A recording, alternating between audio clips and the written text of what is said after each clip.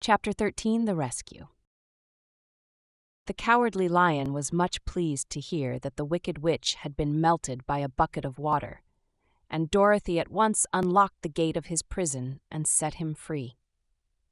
They went in together to the castle, where Dorothy's first act was to call all the Winkies together and tell them that they were no longer servants.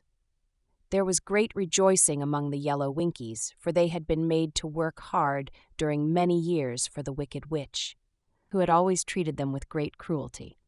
They kept this day as a holiday, then and ever after, and spent the time in feasting and dancing. "If our friends, the Scarecrow and the Tin Woodman, were only with us," said the Lion, "I should be quite happy." "Don't you suppose we could rescue them?" asked the girl anxiously. "We can try," answered the Lion.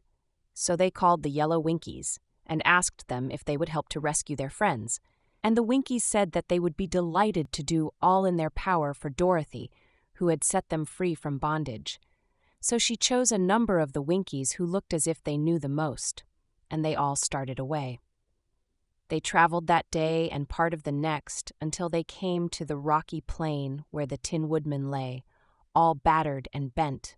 His axe was near him, but the blade was rusted and the handle broken off short.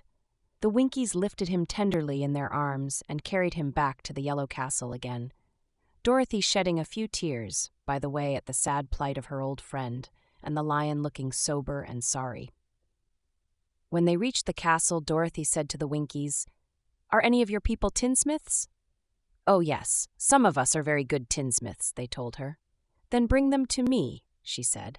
And when the tinsmiths came, bringing with them all their tools in baskets, she inquired, "Can you straighten out those dents in the Tin Woodman and bend him back into shape again and solder him together where he is broken?" The tinsmiths looked the Woodman over carefully and then answered that they thought they could mend him so he would be as good as ever. So they set to work in one of the big yellow rooms of the castle and worked for 3 days and 4 nights, hammering and twisting and bending and soldering and polishing and pounding at the legs and body and head of the Tin Woodman, until at last he was straightened out into his old form, and his joints worked as well as ever.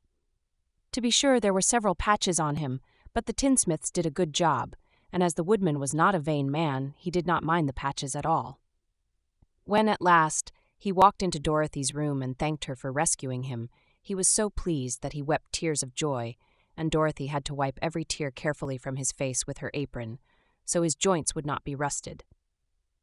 At the same time, her own tears fell thick and fast at the joy of meeting her old friend again, and these tears did not need to be wiped away. As for the Lion, he wiped his eyes so often with the tip of his tail that it became quite wet, and he was obliged to go out into the courtyard and hold it in the sun till it dried. "If we only had the Scarecrow with us again," said the Tin Woodman, when Dorothy had finished telling him everything that had happened, "I should be quite happy." "We must try to find him," said the girl. So she called the Winkies to help her, and they walked all that day and part of the next until they came to the tall tree in the branches of which the winged monkeys had tossed the Scarecrow's clothes. It was a very tall tree, and the trunk was so smooth that no one could climb it, but the Woodman said at once, "I'll chop it down, and then we can get the Scarecrow's clothes."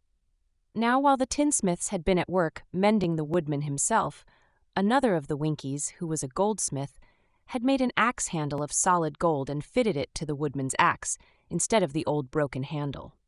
Others polished the blade until all the rust was removed and it glistened like burnished silver. As soon as he had spoken, the Tin Woodman began to chop, and in a short time the tree fell over with a crash, whereupon the Scarecrow's clothes fell out of the branches and rolled off on the ground. Dorothy picked them up and had the Winkies carry them back to the castle, where they were stuffed with nice, clean straw. And behold, here was the Scarecrow, as good as ever, thanking them over and over again for saving him. Now that they were reunited, Dorothy and her friends spent a few happy days at the Yellow Castle, where they found everything they needed to make them comfortable. But one day, the girl thought of Aunt Em and said, "We must go back to Oz and claim his promise." "Yes," said the Woodman, "at last I shall get my heart." "And I shall get my brains," added the Scarecrow joyfully, "And I shall get my courage," said the lion thoughtfully. "And I shall get back to Kansas," cried Dorothy, clapping her hands. "Oh, let us start for the Emerald City tomorrow." This they decided to do. The next day, they called the Winkies together and bade them goodbye. The Winkies were sorry to have them go, and they had grown so fond of the Tin Woodman that they begged him to stay and rule over them and the yellow land of the West. Finding they were determined to go, the Winkies gave Toto and the lion each a golden collar, and to Dorothy they presented a beautiful bracelet studded with diamonds, and to the Scarecrow they gave a gold-headed walking stick to keep him from stumbling. And to the Tin Woodman they offered a silver oil can, inlaid with gold and set with precious jewels. Every one of the travelers made the Winkies a pretty speech in return, and all shook hands with them until their arms ached. Dorothy went to the witch's cupboard to fill her basket with food for the journey, and there she saw the golden cap. She tried it on her own head and found that it fitted her exactly. She did not know anything about the charm of the golden cap, but she saw that it was pretty, so she made up her mind to wear it and carry her sunbonnet in the basket. Then, being prepared for the journey, they all started for the Emerald City, and the Winkies gave them 3 cheers and many good wishes to carry with them.